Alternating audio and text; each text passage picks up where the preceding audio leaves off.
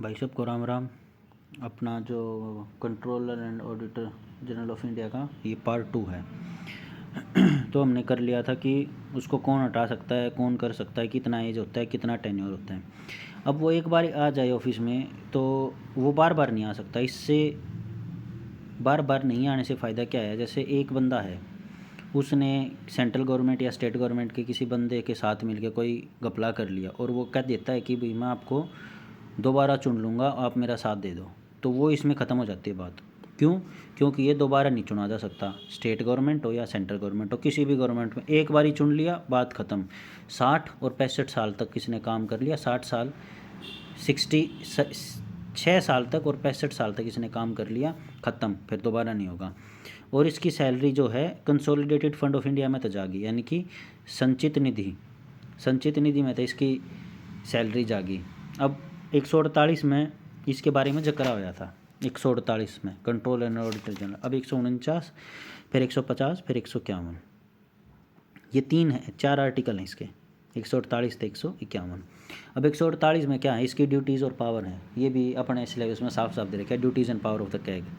सो duties और power क्या है, अब कैग हो गया, कंट्रोल एंड ऑडिटर जनरल हो गया, तो ये काम क्या करेगा, ये काम करेगा पैसा कहाँ जा रहा है, ठीक है। जैसे कंसोलिडेटेड फंड ऑफ इंडिया में है पैसा कहाँ जा रहा है, कहाँ नहीं जा रहा है, तो ये इसका काम है। जैसे expenditure from consolidated fund of India, contingency fund of India and state, पैसा कहाँ कहाँ जा रहा है, स्टेट में, सेंटर में, कहाँ कहाँ जा रहा है।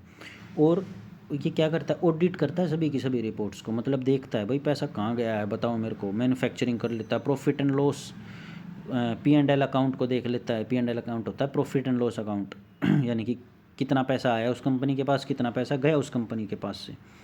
बैलेंस शीट देख लेता है, मतलब इस कुल मिला के इसको पूरी अथॉरिटी है, सिर्फ पैसा एक्सपेंडिचर कहाँ हो रहा है उस चीज़ का।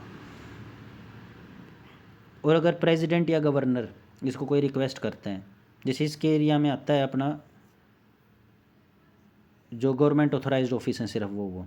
अब अगर प्रेसिडेंट या गवर्नर इसकी ऑफिस से बाहर किसी चीज़ पे रिक्वेस्ट करते कि भाई हम आपको अथॉरिटी देते हैं, आप प्लीज़ ये चीज़ करो, इस चीज़ का ऑडिट करो, तो ये कर लेते, जैसे लोकल बॉडीज़ हैं।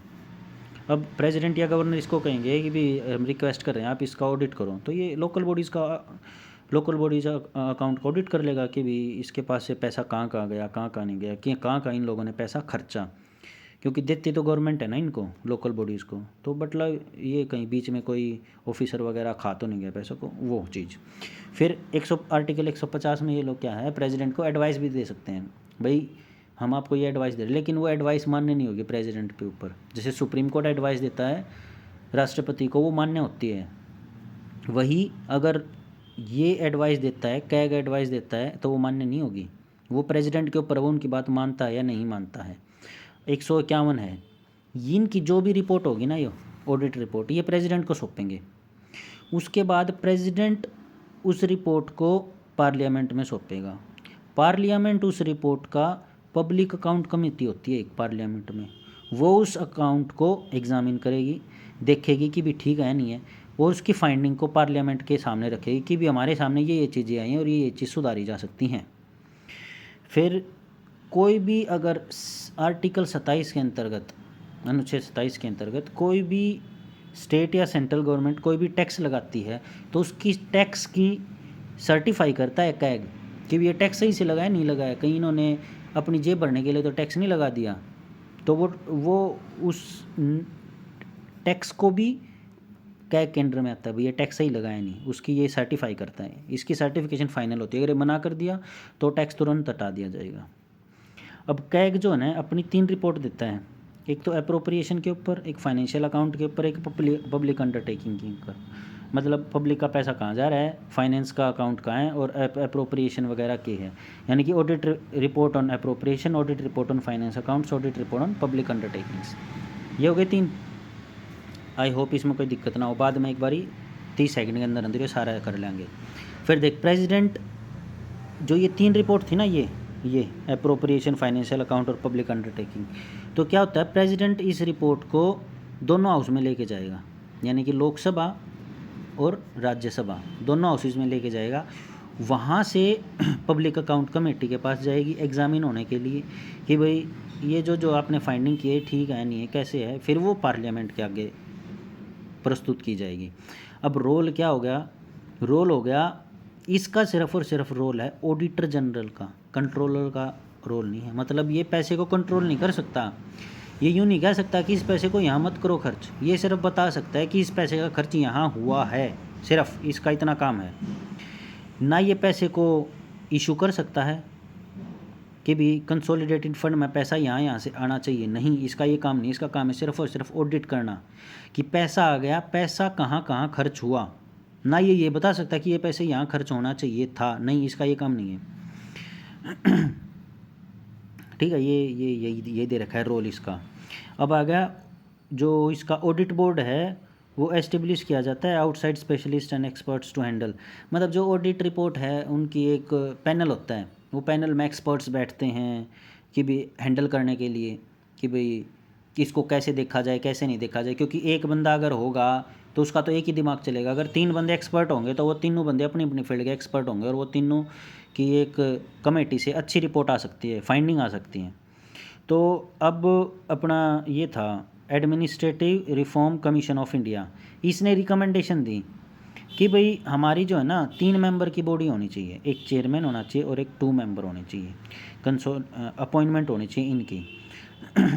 तो ये देखेंगे कंसोलिडेटेड फंड ऑफ इंडिया में से या कंटीजेंसी फंड ऑफ इंडिया, मतलब संचित निधि में से और कंटीजेंसी फंड ऑफ इंडिया में से क्या क्या पैसा निकल रहा है, कहाँ जा रहा है कहाँ नहीं जा रहा है। तो ये चीज़ें होंगी।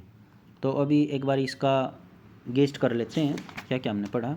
आर्टिकल 143 में बताया गया कि head of the Indian audit ये होगा, कैग होगा, BR अम्बेडकर ने कही थी कैग बहुत ज़रूरी ऑफिस है। अपॉइंटमेंट होता है प्रेसिडेंट और इसके हाथ में होता है दोनों चीज़ें, प्रेसिडेंट के हाथ में देना भी और लेना भी, यानी कि पोस्ट देना और पोस्ट लेना। टर्म होती है 6 और 65 साल की, रिमूव प्रेसिडेंट के द्वारा करा सकता है स्पेशल मेजोरिटी से, और या फिर मिसबिहेव और इनकैपेसिटी, ये 2 चीज़ होनी चाहिए।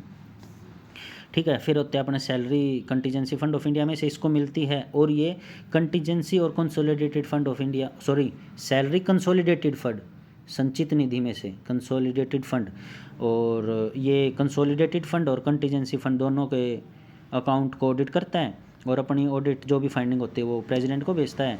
जैसे 3 कमेटी हैं, 3 रिपोर्ट्स हैं, ये प्रेसिडेंट को भेजता है, प्रेसिडेंट उसको पब्लिक अकाउंट कमेटी के सामने प्रस्तुत करता है, पब्लिक अकाउंट कमेटी उसको पार्लियामेंट के सामने लेके आती है उसकी फाइंडिंग्स को कि भी हमने ये चीज़ फाइंडिंग करी।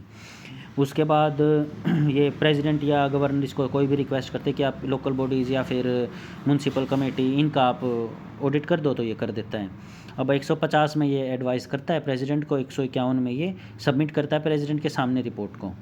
ठीक है, अब रोल क्या है, रोल इसका है सिर्फ और सिर्फ ऑडिट करना, फाइंडिंग निकालना इसका रोल नहीं है कि इसमें ये या यो खर्चा याड करना था या ना। इसका काम है भाई 1 रुपया की टॉफ़ी खरीदी, 5 रुपया की चॉकलेट खरीदी, ये यूँ ना बता सकता 5 रुपये की हम और कुछ भी खरीद सकोगे ना, इसका ये मतलब नहीं है। फिर administrative reform commission of India ने अपनी रिकमेंडेशन दी, बोर्ड एस्टेब्लिश होया, और उसमें बोर्ड में कितने मेंबर थे, एक चेयरमैन था और 2 मेंबर और थे अपॉइंटेड बाय द कमेटी, जो अपनी अपनी उसमें एक्सपर्ट थे और स्पेशलिस्ट थे। चलो भाई, थैंक यू, राम राम, और भाई अपना पढ़ो अच्छे से। ये अपना पूरा हो गया control and auditor general of India, ई का फर्स्ट पार्ट कंप्लीट हो गया। इसको बार बार देख लेना, बाकी कुछ और जोड़ना अपने नोट्स में जोड़ लेना भाई। Thank you, Ram Ram.